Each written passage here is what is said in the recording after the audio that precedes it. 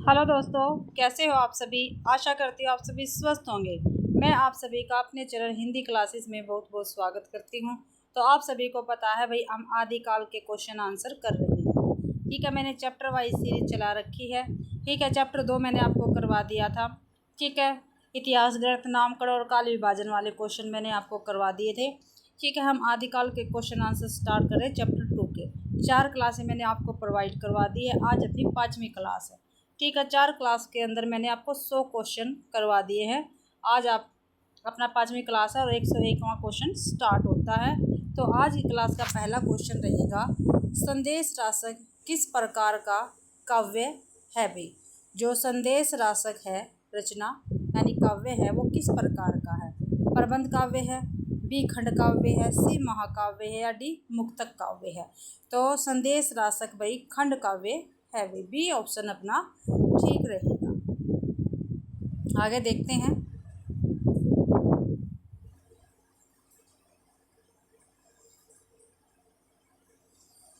B option अपना ठीक है। संदेश राशक अब्दुल रहमान रचित खंड काव्य है। ठीक है, संदेश राशक किसकी रचना है, अब्दुल रहमान की, और ये क्या है, एक खंड काव्य है। यह काव्य कालिदास द्वारा रचित मेघदूत से प्रेरित है। जो संदेश राशक है वो कालिदास ने जो ग्रंथ रचा था मेघदूत, उससे क्या ये प्रेरित है। रचनाकार ने इसका मंगलाचरण इस प्रकार किया है जिसमें हिंदू और मुसलमान दोनों धर्मों के तत्वों का सम्मिश्रण है, जिसमें विक्रमपुर की एक वियोगिनी के विरह की कथा वर्णित है। क्या भाई, क्या वर्णित है, विक्रमपुर की एक वियोगिनी के विरह की कथा वर्णित है। ठीक है, विषय आपका पूछा जा सकता है तो आपको ध्यान में रखना है। यह संदेश राशक का विषय बनेगा। विक्रमपुर की एक वियोगिनी के विरह की कथा वर्णित है संदेश राशक में भाई। अगला क्वेश्चन है, आलवार संतों की संख्या कितनी मानी गई है। जो आलवार संत है उनकी संख्या कितनी है। तो ए 20, बी 12, सी 10, डी 8। तो आलवार संतों की संख्या भी 12 है। कितनी है, 12 है। ठीक है, तो देखो आलवार संतों की संख्या 12 मानी गई है। अलवार तमिल कवि एवं संत थे। जो अलवार थे, अलवार जो थे वो क्या थे, तमिल थे, तमिल कवि और संत थे। इनका काल 6वीं से 9वीं शताब्दी के बीच रहा है। क्या भी 6वीं से 9वीं शताब्दी के बीच रहा है आलवार संतों का समय।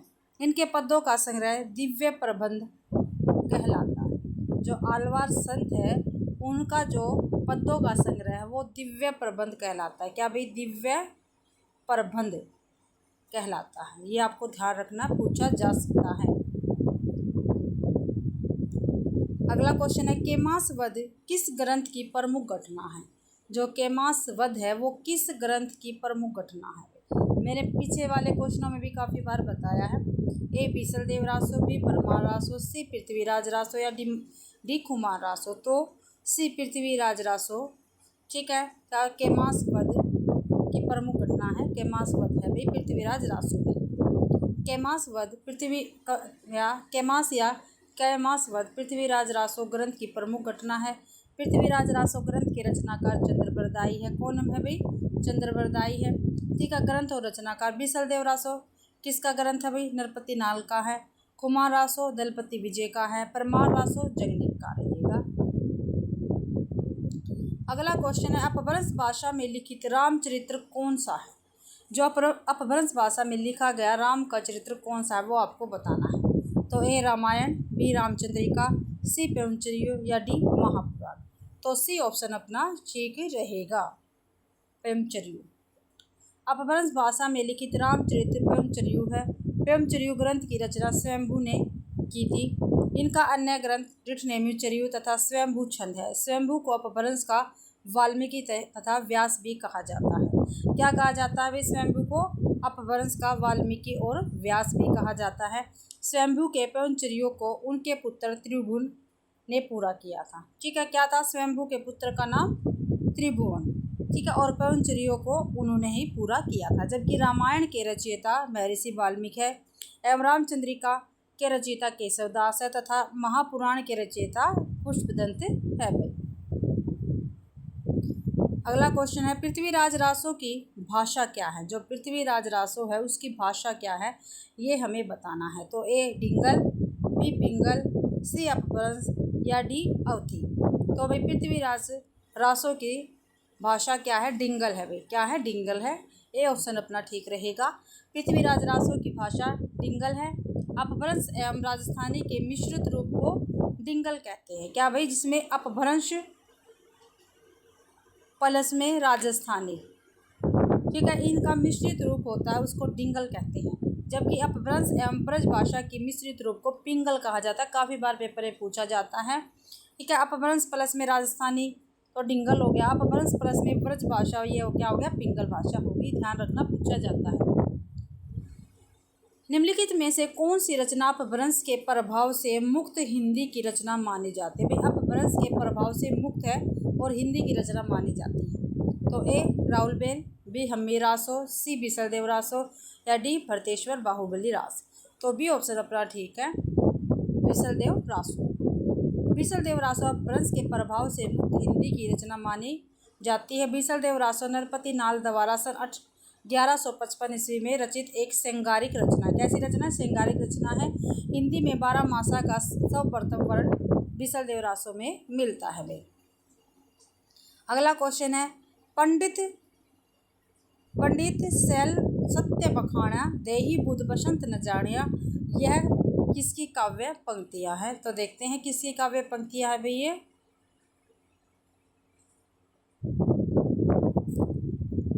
तो एक विद्यापति, बी मुंज, सी पुष्प या डी सहपाद। तो सहपाद की ये पंक्तियां रहेगी। पंडित शैल सत्य बखानिया देही बुध बसंत न जानिया, तो सहपाद की ये पंक्तियां रहेगी। अगला क्वेश्चन है, आला उदल नामक वीर सरदारों की वीरतापूर्ण लड़ाइयों का वर्ण निम्नलिखित में से किस ग्रंथ में है। किसके भी, आला उदल, ठीक है, 2 वीर सरदार है और इनकी वीरता का वर्ण किस ग्रंथ में है। ए खुमान रासो, बी परमार रासो, सी बीसलदेव रासो या डी पृथ्वीराज रासो। तो परमाल रासो में क्या है, आला उदल नामक वीर सरदारों की वीरता का लड़ाई का वर्ण है भाई। आला उदल नामक वीर सरदारों की वीरतापूर्ण लड़ाइयों का वर्ण जगनीकृत आदिकालीन रचना परमार रासो में है। आला छंद में लिखे जाने के कारण इसका अन्य नाम आला खंड भी है, ठीक है। ये क्या है, जो है भाई परमाल रासो, ये आला छंद में लिखा गया था और जिसके कारण इसका दूसरा नाम क्या है, आला खंड भी है, ठीक है। परमाल रासो का दूसरा नाम क्या है, आला खंड। इस छंद को वीर छंद भी कहते हैं। जो आला छंद है इसको वीर छंद भी कहते हैं। 31 मात्राओं वाला छंद है। जो आला खंड है उसमें 31 मात्राएं हैं, जो युद्ध भूमि में योद्धाओं का जोश बढ़ाता है, ठीक है। आला खंड को सर्वप्रथम 1865 ईस्वी में फर्रुखाबाद के तत्कालीन जिलाधीश वाल्स इलियट ने प्रकाशित करवाया था भाई। कब, 1865 में। आला खंड वर्षा ऋतु में उत्तर प्रदेश के बेसवाड़ा, पूर्वांचल और बुंदेलखंड क्षेत्रों में गाया जाता है। क्या भी, आला खंड वर्षा ऋतु में गाया जाता है। अगला क्वेश्चन है, डॉक्टर राम कुमार वर्मा ने अपने इतिहास ग्रंथ हिंदी साहित्य का आलोचनात्मक इतिहास में हिंदी का पहला कवि किसे माना है। ठीक है भाई, राम कुमार वर्मा ने भी हिंदी का पहला कवि किसे माना है, ये हमें बताना है। तो ए विद्यापति, बी अमीर खुसरो, सी शेरपा, डी स्वयंभू। तो स्वयंभू को क्या है, राम कुमार वर्मा ने हिंदी का पहला कवि माना। तो डॉक्टर राम कुमार वर्मा ने अपने इतिहास ग्रंथ हिंदी साहित्य का आलोचनात्मक इतिहास में हिंदी का पहला कवि स्वयंभू को माना है, जबकि शेरपा को राहुल सांस्कृत्यायन ने हिंदी का पहला कवि माना है। ठीक है, शेरपा को किसने माना है, राहुल सांस्कृत्यायन ने हिंदी का पहला कवि माना है। समानतः शेरपा का ही सर्वमान्य रूप में हिंदी का पहला कवि माना जाता है। अगला क्वेश्चन है, नाथ साहित्य का आरंभकर्ता किसे माना जाता है। जो नाथ साहित्य है उसका आरंभकर्ता किसे माना जाता है। तो नेमिनाथ को, बी मत्स्येंद्रनाथ को, सी गोरखनाथ को या डी आदिनाथ को। तो अपना सी ऑप्शन ठीक रहेगा, गोरखनाथ। नाथ साहित्य का आरंभकर्ता मत्स्येंद्र या मत्स्येंद्रनाथ के शिष्य गोरखनाथ को माना जाता है। यह हठ योग की स्थापना पर आधारित पंथ है। कौन सा भाई? नाथ साहित्य। शिव इस संप्रदाय के आराध्य है। नाथ संप्रदाय के कौन आराध्य देवता है? शिव है भाई। नाथ संप्रदाय के प्रवर्तक मच्छिंद्र नाथ भी माने जाते हैं। अगला क्वेश्चन है, हिंदी का प्रथम महाकाव्य किसे माना गया है? जो हिंदी है उसका प्रथम महाकाव्य किसे माना गया है? एक कामायनी, बी पृथ्वीराज रासो, सी कुमार रासो या डी बीसलदेव रासो। तो बी ऑप्शन अपना ठीक रहेगा। पृथ्वीराज रासो को हिंदी का प्रथम महाकाव्य माना गया है। तो पृथ्वीराज रासो को हिंदी का प्रथम महाकाव्य माना गया। यह आदिकालीन रचना है और इसके रचयिता चंद्रबरदाई है। कुमार रासो एवं बीसलदेव रासो भी आदिकालीन रचना है। इनके रचयिता क्रमशः दलपति विजय एवं नरपति नाल है। कामायनी छायावाद कवि जयशंकर प्रसाद द्वारा रचित महाकाव्य है भाई। कामायनी किसका है? जयशंकर प्रसाद का। और ये भी क्या एक महाकाव्य है। ठीक है भाई, थोड़ा ब्लर है तो आप इसको, मैं बोल रही हूँ आप इसको सुन लेना। आगे है क्वेश्चन 112वां, प्रत्येक देश का साहित्य वहाँ की जनता की चित्रवृत्ति का संचित प्रतिबिंब होता है, यह किसका कथन है? तो देखते हैं, आचार्य हजारी प्रसाद द्विवेदी, बी है महात्मा गांधी,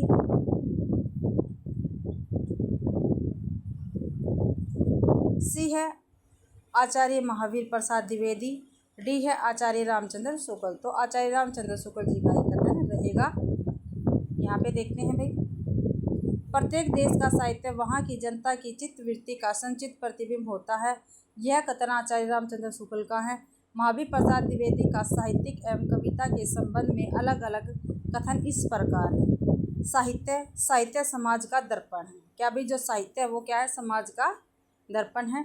कविता अंतकरण की वृत्तियों के चित्त का नाम कविता है। क्या भाई? कविता क्या है?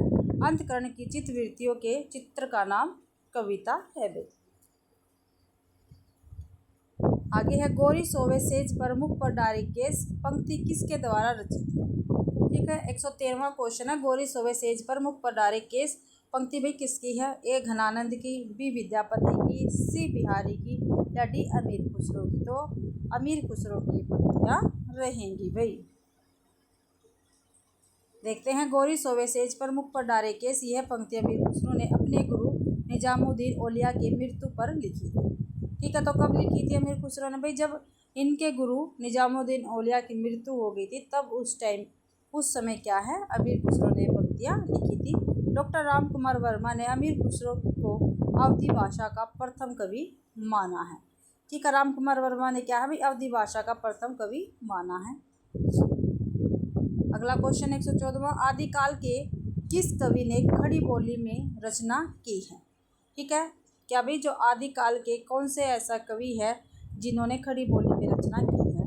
तो एक नरपति नाल, बी विद्यापति, सी चंद्रबरदाई, डी अमीर खुसरो।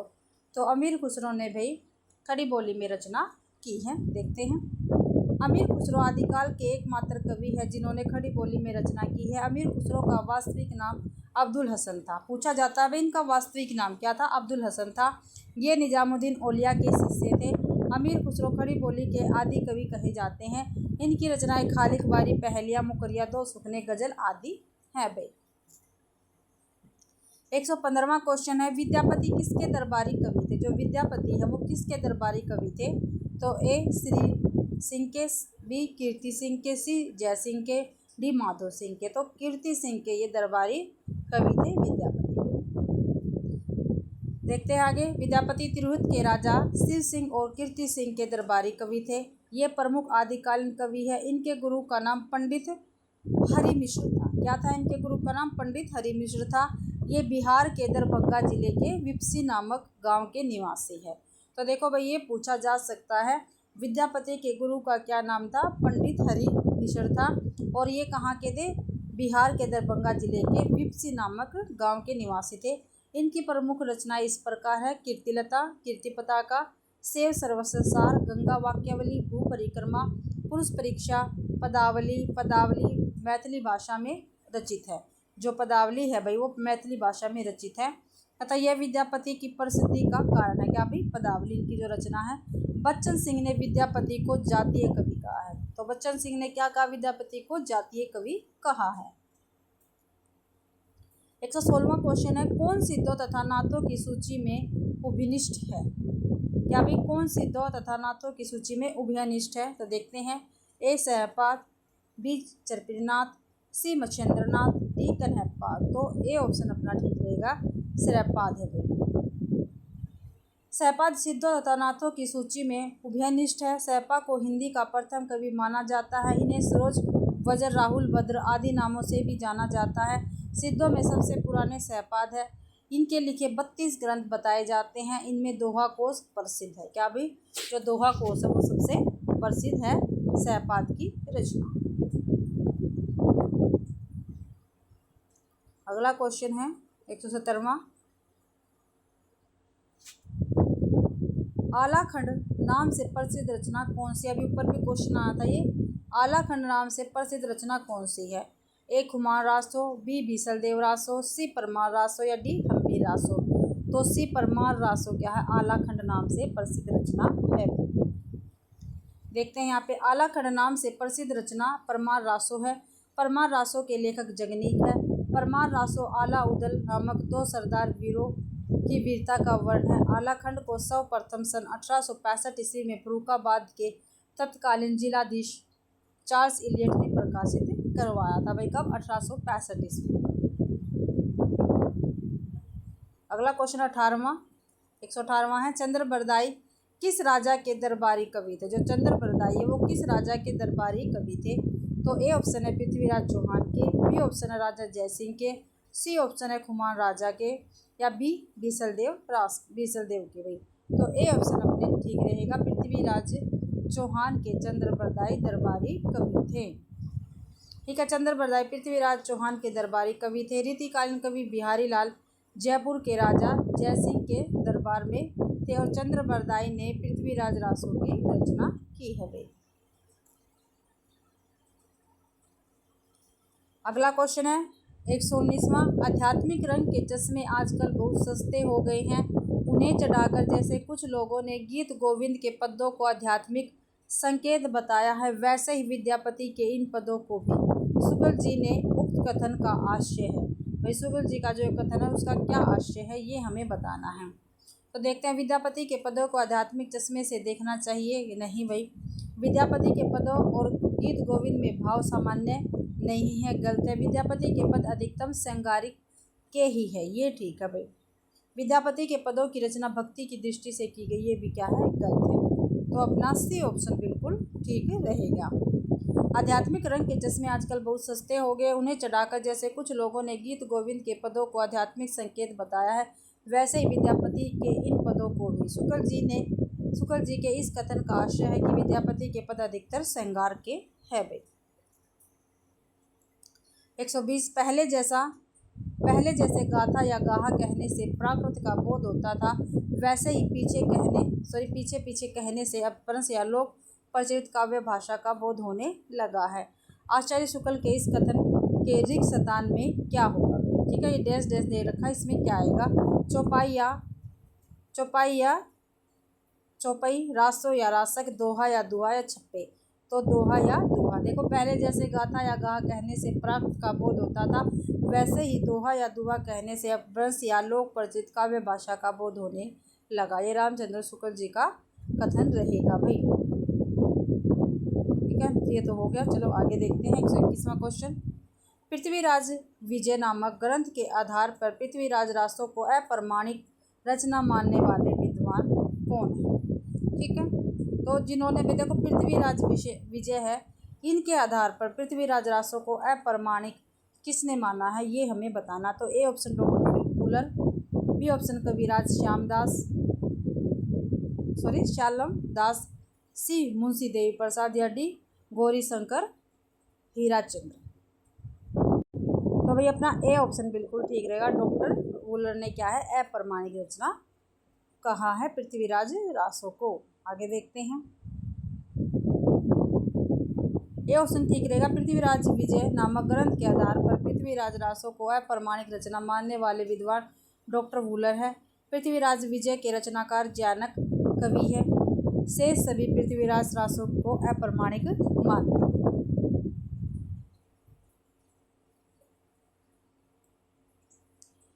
गद्य पद्य मिश्रित चंपू काव्य की प्राचीनतम हिंदी कृति कौन सी है? क्या भाई गद्य पद्य मिश्रित चंपू काव्य की प्राचीनतम हिंदी कृति कौन सी है, ये हमें बताना है। तो ए ऑप्शन है वर्ण रत्नाकर, बी ऑप्शन है उक्ति व्यक्ति प्रकरण, सी ऑप्शन है राउल बेल या डी ऑप्शन है परमात्र प्रकाश भाई। तो अपना सी ऑप्शन ठीक रहेगा, राउल बेल। ये गद्य पद्य मिश्रित चंपू काव्य है। गद्य पद्य मिश्रित चंपू काव्य की प्राचीनतम हिंदी कृति राउल बेल है। हिंदी साहित्य में नक्शिक वर्ण की श्रृंगार परंपरा का आरंभ इसी रचना से माना जाता है। ठीक है, पेपर में पूछा जाता है हिंदी साहित्य में नक्शिक वर्ण की श्रृंगार परंपरा का आरंभ कौन सी रचना से माना जाता है? तो राउल बेल से ही माना जाता है भाई।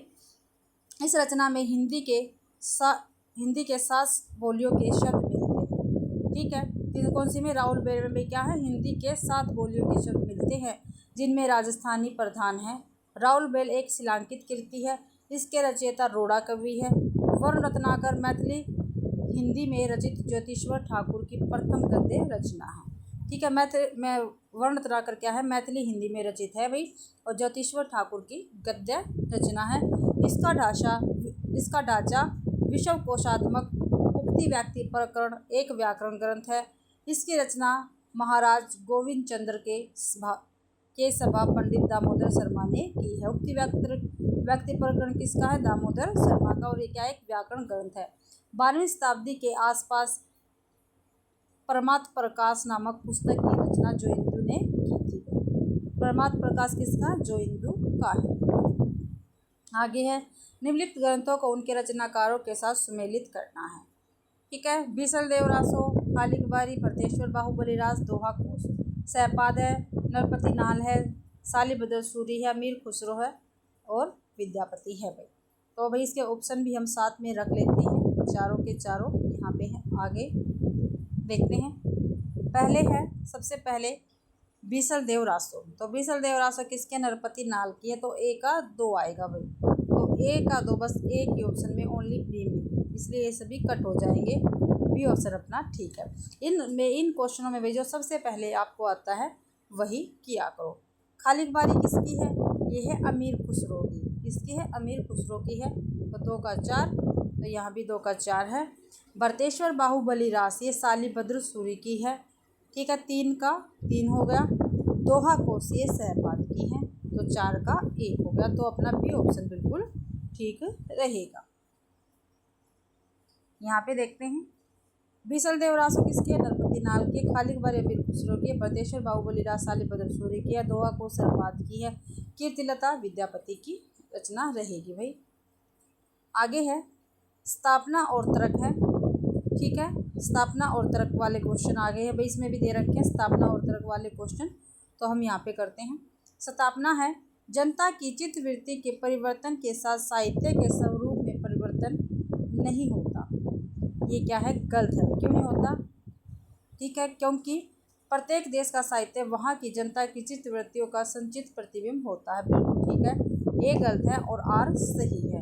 ए गलत है और आर सही है। एक ऑप्शन में ए ऑप्शन अपना बिल्कुल ठीक रहेगा। ऊपर भी ये कोटेशन आई थी भाई। आगे देखते हैं,